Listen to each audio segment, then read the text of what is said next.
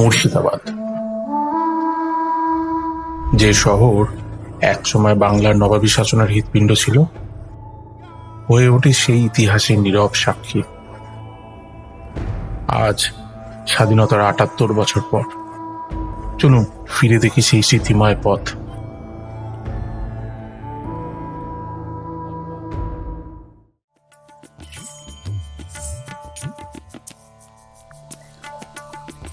এই সবে নামলাম মুর্শিদাবাদ স্টেশন থেকে। এবার আমরা যাব আমাদের গন্তব্যস্থল। কোথা থেকে কিভাবে আসলাম, কলকাতা থেকে কিভাবে আসতে হয়, সবই আমরা ডিসক্রিপশানে বলে দেবো। তো এবার আমরা চলি। আস্তে আস্তে আমরা দেখে নিতে পারি যে মুর্শিদাবাদ স্টেশনটাকে কীরকম আমরা ভিউ করছি। বহু প্রাচীন এই শহর, এই রাজ্য এবং জেলা। তো আমরা এখান থেকে আস্তে আস্তে আমরা আমাদের গন্তব্যস্থলে এগোবো এবং ধীরে ধীরে সব কিছুই আমরা আস্তে আস্তে জানবো। স্টেশনের একদম টিকিট কাউন্টারের আগে এখানে টিকিট কাউন্টারটা ছিল, এখন আর টিকিট কাউন্টারটা নেই।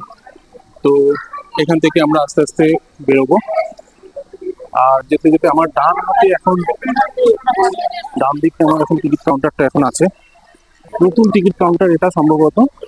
এখানে এখন লোকজনেরা সব টিকিট কাটে। এই সামনে মনে হয় দেখছি একটা, ও আচ্ছা, আস্তাবল নয়, কিন্তু এখানে ঘোড়ার গাড়ির ব্যবহার হচ্ছে। তো এই প্রথম দেখছি আর কি।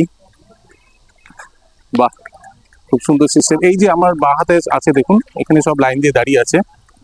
তো এখান থেকে যদি কেউ আমরা এসে আমরা যদি বলে আমরা যদি করি, তাহলে এখান থেকে আমরা দরদাম করে আমরা যেতে পারি। আচ্ছা, কোথায় কোথায় মেইনলি ঘোরার জায়গা আছে? কাটরা মসজিদ, কামান, কুটি মসজিদ, কাঠগোলা, জগৎসের বাড়ি, নতুনপুর রাজবাড়ি, চক্রের কবর, জ্যান্ত কবর। এই মোটামুটি টোটাল সবকটা ঘুরতে কতক্ষণ টাইম লাগতে পারে? টাইমটা আপনার কাছে? টাইমটা আমার কাছে। আচ্ছা, কটা প্লেস আছে টোটাল? এদিকে দুটো, আর এদিকে 7টা। দুটো, এদিকে 7টা, তাই তো? আচ্ছা, আর এই কত ভাড়া কত পড়বে? আপনার এই দিকটা করলে আপনার 850 টাকা ভাড়া আছে, আর এই দিকটা করলে 200 টাকা এক্সট্রা। মানে টোটাল মিলিয়ে আমি 1000 টাকার মধ্যে আমি সব ঘুরে দিতে পারবো? 1000 টাকা একদিনে পুরোপুরি ঘোরা হয়ে যাবে? আরাম করে ঘোরা যাবে। ঠিক আছে, ঠিক আছে। যেদিকে গিয়েছিলাম, যেদিকে ঘোড়া গাড়ির স্ট্যান্ডগুলো দাঁড়িয়ে ছিল, ঠিক তার উল্টো দিকে আমি দেখতে পাচ্ছি টোটো স্ট্যান্ড আছে। তো সুতরাং এখানে অসুবিধা হওয়ার কথা নয়। তো আমরা এখানে যে কোনোভাবে একটু দরদাম করে আমরা কিন্তু টোটো বা ঘোড়া গাড়ি দুটোই কিন্তু আমরা নিয়ে চলে যেতে পারি। পলাশীর প্রান্তর। বাংলার স্বাধীন নবাব সিরাজদৌল্লার পলাশীর প্রান্তরে পরাজয়ের হাত ধরে নেমে এসেছিল দীর্ঘ 200 বছরের পরাধীনতার যুগ। আজও এই ভূমি নীরবে বয়ে নিয়ে চলেছে বেদনার সেই স্মৃতি।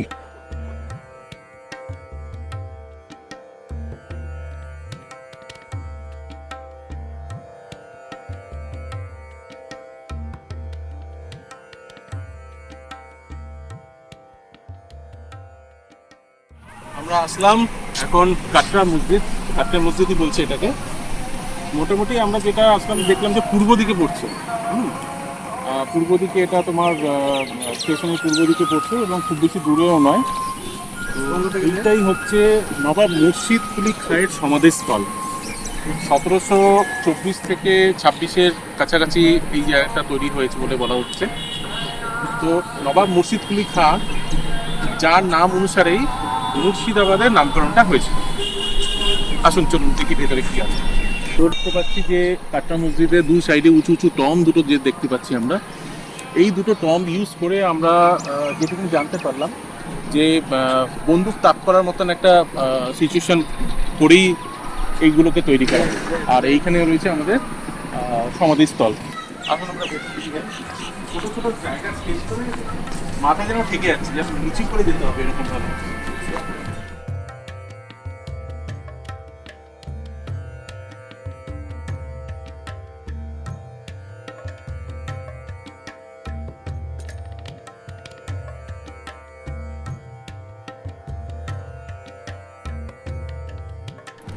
বাহ, জায়গাটাকে দেখে যেন কোনো একটা নাট্য মন্দির টাইপের। তো আসলে কি হতো সেটা আমরা পরবর্তীকালে জেনেই বলছি, দেখে জেনে দেখার সুন্দর অভিজ্ঞতা। এইগুলো টমগুলো যেগুলো দেখা যাচ্ছে, একটা কিরকম ভাবনাতে দেখা যাচ্ছে, মনে হচ্ছে এটা কোনোরকমভাবে কোনো হামলার জন্য বা কোনো আক্রমণের জন্য এটা হয়ে থাকতে পারে। যেমন আমরা বাঁ দিকের টমগুলো দেখতে পেলাম একটু ভগ্নাবশেষ আছে, কিন্তু ডান দিকের টমগুলো কিন্তু এখনো অক্ষত অবস্থায় আছে বলেই মনে হচ্ছে, এবং সেগুলো এখনো পর্যন্ত সুন্দরভাবেই আছে। আর ছোট ছোট ঘরগুলোতে এত ছোট ছোট জানলা কিসের, সেগুলো আমরা পরবর্তীকালে ইতিহাস দেখেই বুঝতে পারবো।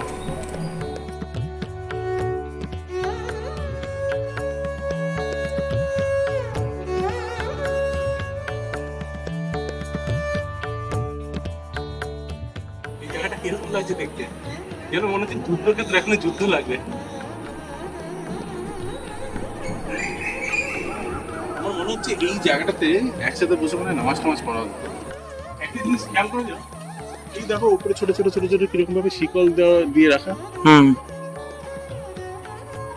তাই না?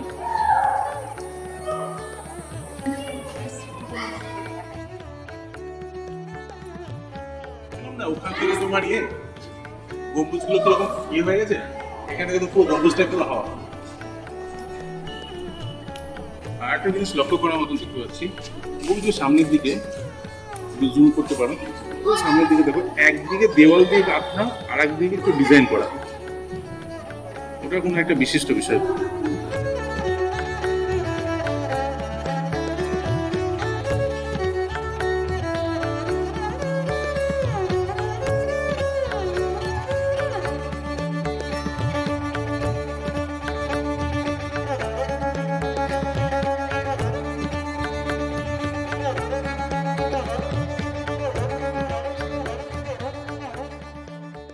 এখানটায় আমরা যে এই বোর্ডটা টানানো আছে, এখান থেকে আমরা এটা বুঝতে পারছি যে মুর্শিদ কুলি খান তিনি অফিসিয়ালি বাংলার রাজধানীটা এই মুর্শিদাবাদে ট্রান্সফার করেছেন ফ্রম ঢাকা টু মুর্শিদাবাদ। তার মানে এটা এককালে বাংলার রাজধানী ছিল। 1717 সালে এটা করা হয়েছিল। আর এই যে আমরা দেখছি ডান দিকে, এটা হচ্ছে মুর্শিদ কুলি খান সমাধিস্থল। এই যে আমরা দেখতে পাচ্ছি কবরটা কিন্তু নিচের দিকে। কেন কি, এর কারণটা কি? কারণ হচ্ছে মুর্শিদ কুলি খান একটা টাইমে উপলব্ধি করেছিলেন যে আমি আমার জীবদ্দশায় এত আমি পাপ করেছি, সেটা যেন পরবর্তীকালে পুণ্যে পরিণত হয়। তো ওনার উপর দিয়ে মানুষ যেন হেঁটে হেঁটে হেঁটে কবরের উপর দিয়ে যেন হেঁটে হেঁটে ওনার এখানটাতে আসছেন। তো এটা হচ্ছে ওনার একটা ভাব আর কি। তো উনি তাই চেয়েছিলেন এই জন্য কবরটা নিচের দিকেই ওনার সমাধিস্থলটা করা হয়েছে। আমরা এখানে একটা দারুণ জিনিস কিন্তু দেখতে পাচ্ছি, সেটা হচ্ছে যে বাদিকে যেরকম আমরা দেখতে পাচ্ছি একটা মুসলিম ধর্মাবলম্বীদের একটা কবরস্থান বা সমাধিস্থল, আর ডান দিকেই আছে ঠিক মন্দির, এটা একটা শিব মন্দির। তো এই যে এখনকার যুগে এই যে একটা মেলবন্ধন হিন্দু মুসলিম, এটা কিন্তু এখানে একটা পরিচয়, বিশেষ একটা দেখানোর মতন একটা জিনিস, বিশেষ কিছু একটা রূপ পাচ্ছে, যে আমরা মিলনের মধ্যে যে ঐক্য, সেই জিনিসটা কিন্তু এখান থেকে ফুটে উঠছে।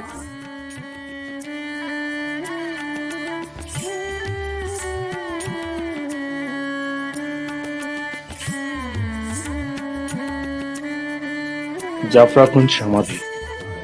জাফরাগঞ্জের এই সমাধি ক্ষেত্রে শুয়ে আছে মির্জাফর ও তার বংশের অনেকেই। ইতিহাসের পাতায় যিনি চিরকাল বিশ্বাসঘাতক, তার সমাধি আজও ইতিহাস প্রেমীদের কৌতূহল জাগায়। এই একটা রথ টাইপের জিনিস, যেটা আগেকার দিনে মানুষরা এটা ব্যবহার করতেন। এই তার একটা অবশিষ্ট অংশ পড়ে আছে, পুরো জিনিসটা পাওয়া যাবে না। এখানেও একটা গোলাপের বাগান দেখতে পাবেন, ওটা একটা মন্দির। আর এখানে একটা ছোট্ট বিল দেখতে পাবেন, যেখানে রং বেরঙের মাছ আছে। ওই দেখুন, আপনাদের দেখানোর চেষ্টা করছি, একটা রং বেরঙের মাছ এখানে অনেক দেখতে পাবেন। এই সব পড়ে থাকা গাছগুলোকে দেখে বোঝা যায় এগুলোর কতটা পুরনো এবং কতদিন ধরে এইভাবেই থেকে গেছে। এই ভেঙে পড়া গাছটা থেকেই দেখুন একটা গাছ আবার জীবিত হয়েছে, দেখুন। ওই একটা বসার স্ট্যান্ড, যেটাকে বেঞ্চ স্ট্যান্ড বলে। এই হচ্ছে কাঠগোলার সামনের দিকটা।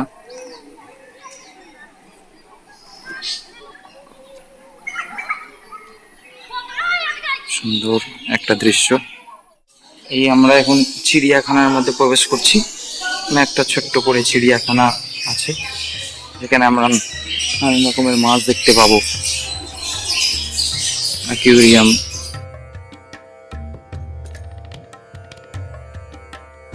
আমরা কাঠগুলো থেকে বেরিয়ে এখন দাঁড়িয়ে আছি জগৎ শেঠের বাড়ির সামনে। এই জগৎ শেঠের বাড়ির একটা বিশেষ সুনাম ছিল সেই সময়কার আমলে। ইংরেজদের আগে যখন আমাদের সিরাজদের আধিপত্য ছিল, সেই সময় এইখান থেকে শোনা যায় যে টাকা ছাপার একটা ব্যাপার স্যাপার ছিল। এইখান থেকে টাকশাল যেটাকে আমরা বলি, বিখ্যাত জগৎ শেঠ, যিনি এখান থেকে টাকা ছাপিয়ে উনি কারবার করতেন। প্রাচীন যুগের চেয়ার।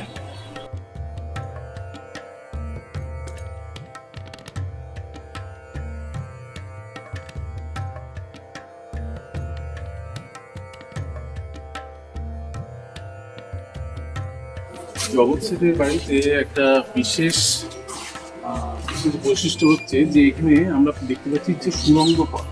এখনকার দিনে এই সুড়ঙ্গ পথটাকে মিউজিয়াম হিসেবে ব্যবহার করা হয়েছে, কিন্তু পূর্বে এটাকে বিভিন্নভাবে ব্যবহার করা হচ্ছে। হতে পারে যে এখানে টাকা পয়সার কোনো ব্যাপার থাকতে যুক্ত হবে, কিন্তু এখন আর সেটা নেই। পথ চলতে চলতে দেখা হলো নসিপুর রাজবাড়ির সাথে। এটি মুর্শিদাবাদ জেলার অন্যতম ঐতিহাসিক স্থাপনা, যা 1865 সালে রাজা কীর্তিচাঁদ বাহাদুর নির্মাণ করেন। রাজবাড়ির স্থাপত্যে ইউরোপীয় ও বাংলা ধাঁচের মিশ্রণ দেখা যায়। ব্রিটিশ আমলে এখানে বহু জমিদারি সভা ও সংস্কৃতির আসর বসত। বর্তমানে এটি পর্যটন কেন্দ্র। সামনে যে লুপ্তপ্রায় মসজিদটি দেখা যাচ্ছে, এটি মুর্শিদ কুলি খাঁর কন্যা এবং সুজাউদ্দৌলার পত্নী আজিমুন্নেসা বেগম নির্মাণ করেছিলেন।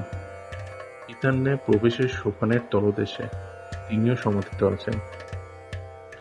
কথিত আছে এনাকে এখানে জ্যান্ত কবর দেওয়া হয়েছিল।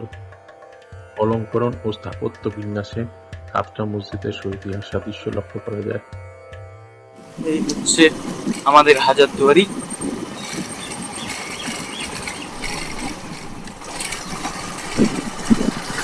ভেতরে নিয়ে যাব আপনাদের। আর এই হচ্ছে ইমামবাড়ি।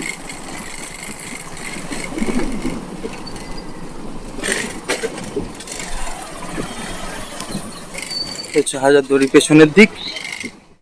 যে অনেক ঘোরাঘুরির পর, সেই সকালবেলা থেকে ঘোরাঘুরির পর খুব খিদে পেয়েছে, তো এখন আমরা ঢুকেছি হাজারদুয়ারির পাশে একটা হোটেল, হিন্দু হোটেল পূর্বাশা। তো এখানে আমরা ভেজ মিল নেব। ভেজের থালি দেখতেই পাচ্ছ, খারাপ দেয়নি, মোটামুটি ভাবে দু রকমের তরকারি আছে, আলু ভাজা, ডাল, তারপরে সবজি, চাটনি। খাওয়া দাওয়ার পর আবার আমরা দেখবো যে প্যালেসে আনাচে কানাচে। আমরা হাজারদুয়ারি তে ঢোকার জন্য বেরিয়েছি। এই গেট। মুর্শিদাবাদে এসছি আর হাজারদুয়ারি দেখবো না, সেটা তো হতে পারে না। আমার ডান দিকে আছে হাজারদুয়ারি প্যালেস, যেটার জন্য আমরা অধীর আগ্রহে অপেক্ষা করেছিলাম। তো বিশেষ ব্যাপার হচ্ছে এর 1000টা দুয়ার বলা হলো, এর মধ্যে 900টা হচ্ছে আসল এবং 100টা হচ্ছে ফলস।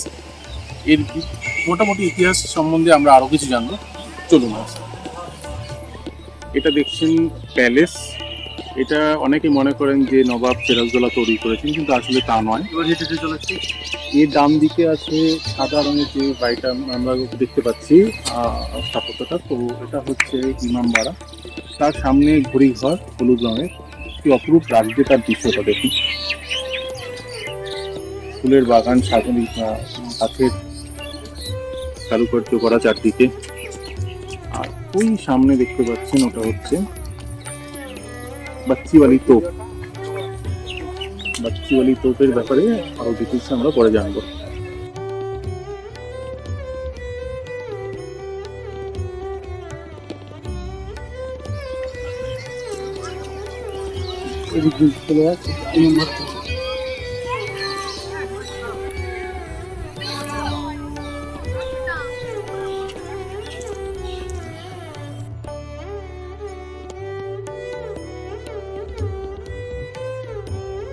বাচ্চিওয়ালির কাহিনীর হচ্ছে সব থেকে বিখ্যাত কাহিনী হচ্ছে যে এই কামান এমন একটা কামান, মানে যে কামানটা দাগার ফলে গর্ভবতী মহিলার পেটের শিশু খুব মানে তারা পর্যন্ত নষ্ট হয়ে গেছিল।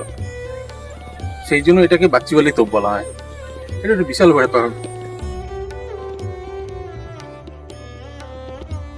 এটা হচ্ছে ঘড়ি ঘর। এইখান থেকে যখন ঘড়ির কাঁটা একটা নির্দিষ্ট সময়ে বাজতো, সেই সময় ইমামবাড়া থেকে নামাজ পড়া বলো বা বিভিন্ন তাদের রীতি নিয়মাজ বলো, সেগুলো শুরু হয়। এটা একটা বিশিষ্ট একটা ব্যাপার, ঘড়ি ঘর। যে মুর্শিদাবাদ একদিন হারিয়েছিল তার স্বাধীনতা, আজ সেই শহর স্বাধীন ভারতের বুকে মাথা উঁচু করে দাঁড়িয়ে আছে। ইতিহাস থেকে শিক্ষা নিয়ে বিশ্বাসঘাতকতার বদলে ঐক্যের পথে চলাই আমাদের দায়িত্ব। শুভ স্বাধীনতা দিবস। তবে আজ শুধু আমাদের দেশের স্বাধীনতার ৭৮তম বছর নয়, আজ আমার ছেলের জন্মদিনও। যেমন স্বাধীন ভারতের ভবিষ্যৎ আমাদের নতুন প্রজন্মের হাতে, তেমনি আমার বিশ্বাস ওর মতো আরও লক্ষ লক্ষ শিশু এই দেশকে আরও সুন্দর করে তুলবে। Happy birthday Priyankar. বন্দে মাতরম। জয় হিন্দ। আজকে আমরা গড়লাম ইতিহাসের এক অধ্যায় মুর্শিদাবাদে। আগামী দিনে এই রকমই আমরা বিভিন্ন জায়গায় ঘুরে বেড়াবো এবং আপনাদের সাথে শেয়ার করব সেই সমস্ত গল্পের অভিজ্ঞতা। আশা করি আপনারা আমাদের সাথে থাকবেন এবং আমাদেরকে উৎসাহিত করবেন। দেখা হচ্ছে আপনাদের সাথে অন্য এক অধ্যায় টোটো কোম্পানিতে। নমস্কার, ততদিন ভালো থাকবেন।